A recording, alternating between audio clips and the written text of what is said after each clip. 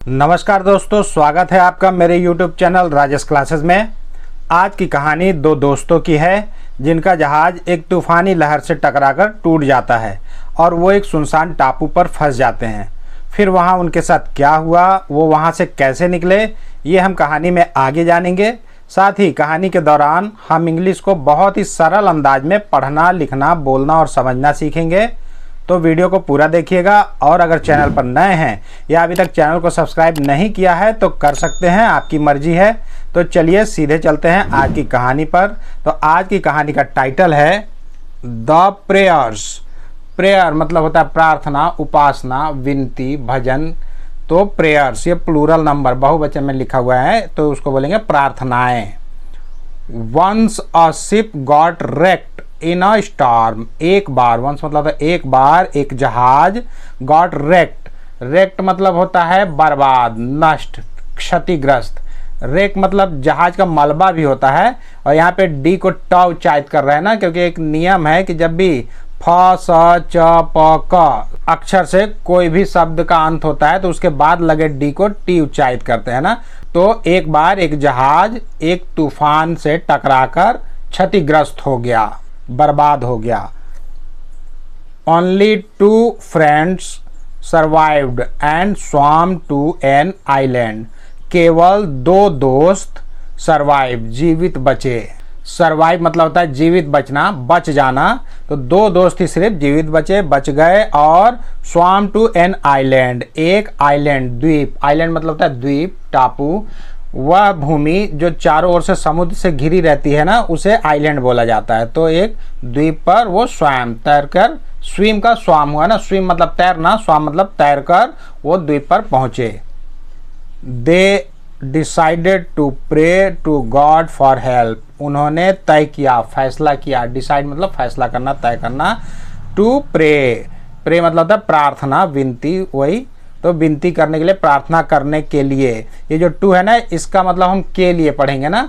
तो ये प्रेपोजिशन जो टू होता है उसका बहुत सारा मतलब निकलता है। इसका मतलब को भी होता है, से भी होता है, तक भी होता है, के लिए भी होता है। लेकिन जब भी इसके बाद कोई वर्ब देखेंगे ना तो उसका मतलब के लिए निकालेंगे। और कोई अगर नाउन रहेगा तो उसका मतलब को, से, तक ऐसा पढ़ सकते हैं। लेकिन अगर कोई वर्ब है तो उसका मतलब के लिए ही निकालेंगे ना। तो प्रार्थना करने के लिए उन्होंने तय किया टू गॉड फॉर हेल्प, भगवान से। अब ये जो है ना टू मतलब से हुआ, ये टू मतलब के लिए, ये टू मतलब से, क्योंकि ये गॉड भगवान एक नाउन है ना तो उसके पहले लगा है। तो भगवान से के लिए, फॉर मतलब के लिए, हेल्प मदद, भगवान से मदद के लिए उन्होंने प्रार्थना करने का फैसला किया।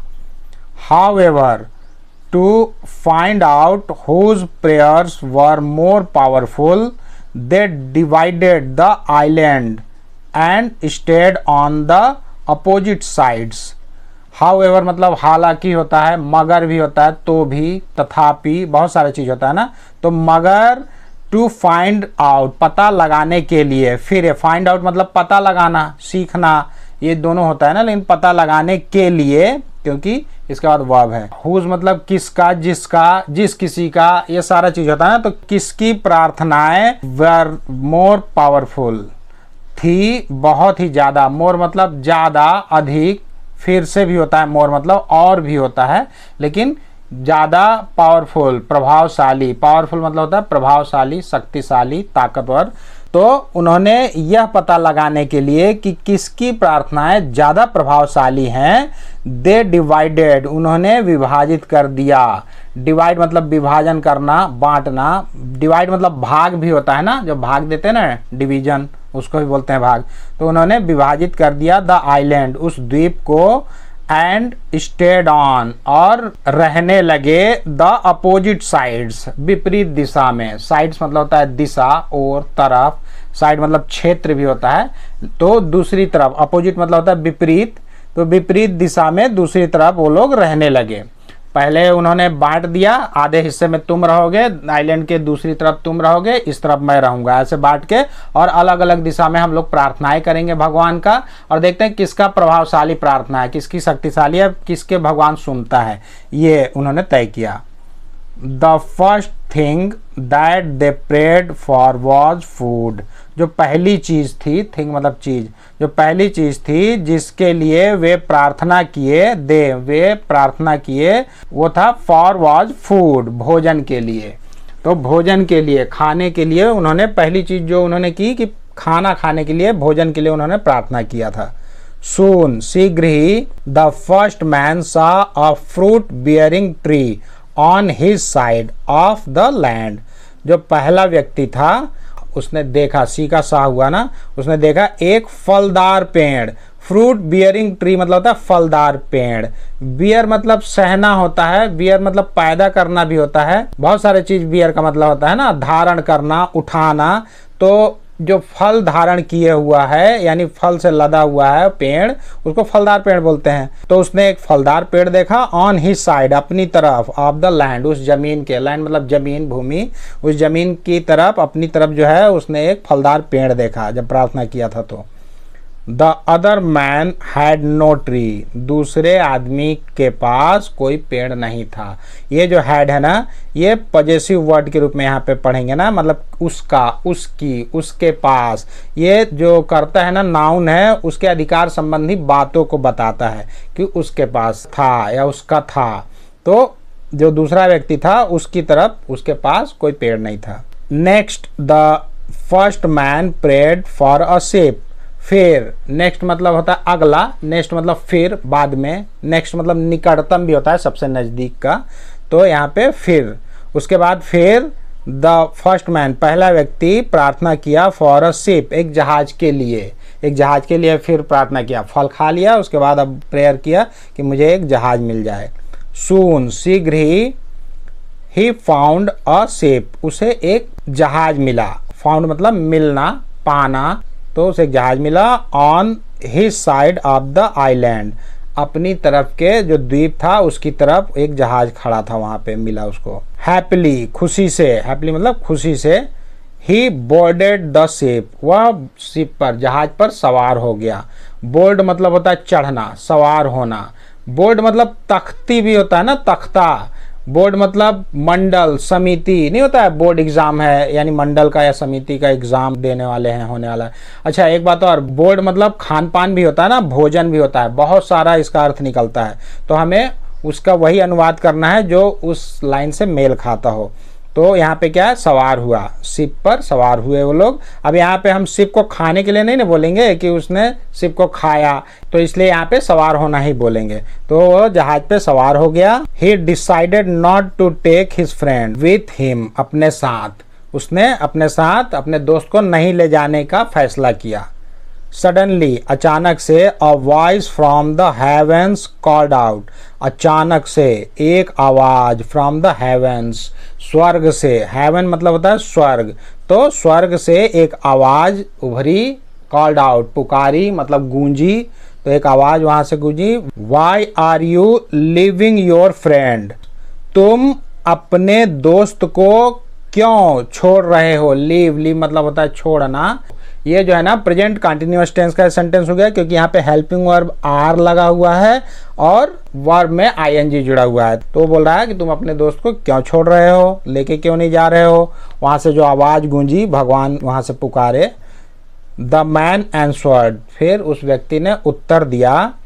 ऑल हिज प्रेयर्स वर अनएंसवर्ड, ऑल हिज प्रेयर्स, उसकी सारी प्रार्थनाएं, वर मतलब थी, अनएंसवर्ड अनुत्तरित, अनएंसवर्ड मतलब था अनुत्तरित, बिना जवाब के, मतलब उसकी कोई सुनवाई नहीं हुई। तो उसकी सारे जो प्रेयर्स थी, प्रार्थना थे, वो ऐसे ही चला गया, अनुत्तरित थी, उसका कोई सुनवाई नहीं हुआ। So he does not deserve this, इसलिए वह इसके योग्य नहीं है। डिजर्व, डिजर्व मतलब होता है योग्य होना, लायक होना, हक रखना। तो वह इसका हक नहीं रखता है। ये डज नॉट लगा ना, तो ये प्रेजेंट इंडेफिनिट टेंस का ही सेंटेंस हो गया। ता है, ते है, ती है, तो वह इसका अधिकार नहीं रखता है, वह अधिकारी नहीं है, वह इसके लायक नहीं है कि मैं उसको लेके जाऊं।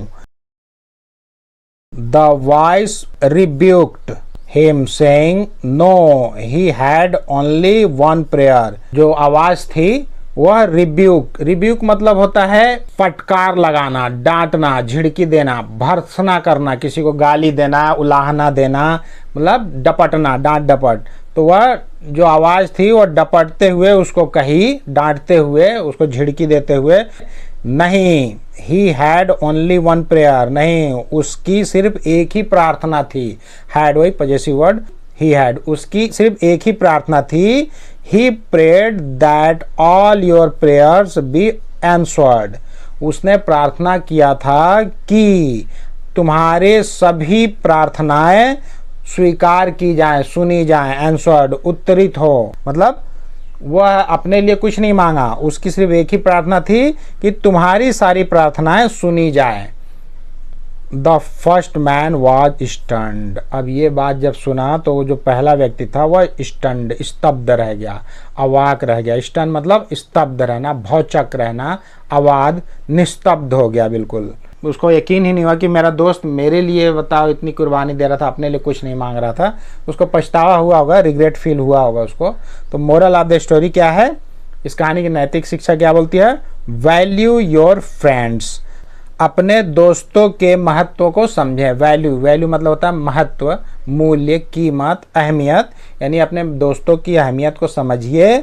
और अगर इस टाइप का कोई दोस्त, निस्वार्थ भाव का कोई दोस्त आपको मिल जाए तो जीवन भर उसका साथ निभाइए, क्योंकि आज की युग में तो कम से कम ऐसे दोस्त 1000 में भी एक नहीं होंगे, लाख में भी एक नहीं होंगे जो अपना स्वार्थ छोड़ के किसी दूसरे दोस्त के लिए, अपने दोस्त के लिए वो उसका भला चाहें। यहाँ तो लोग जलने वाले लोग की कमी नहीं रहती है। फिर भी अगर आपको कहीं से भी ऐसी दोस्ती मिल जाए तो उसको पूरी तरह से निभाइए, अपना नुकसान उठाकर भी निभाइए, वो आगे चल के आपको डबल होके मिलेगा। ठीक, तो आज के लिए बस इतना ही। यदि आज का लेसन आपके जीवन में जरा सा भी वैल्यू ऐड किया होगा तो कृपया वीडियो को लाइक करें, चैनल को सब्सक्राइब करें और बेल आइकन को प्रेस करके ऑल पर सेट कर लें, ताकि मैं जब भी इस तरह की कोई वीडियो अपलोड करूं तो उसका नोटिफिकेशन सबसे पहले आपको मिल सके। तो बहुत जल्द मिलते हैं एक और मज़ेदार और ज्ञानवर्धक वीडियो के साथ। तब तक के लिए आप लोग अपना ध्यान रखें, खुश रहें, मस्त रहें, स्वस्थ रहें। नमस्कार।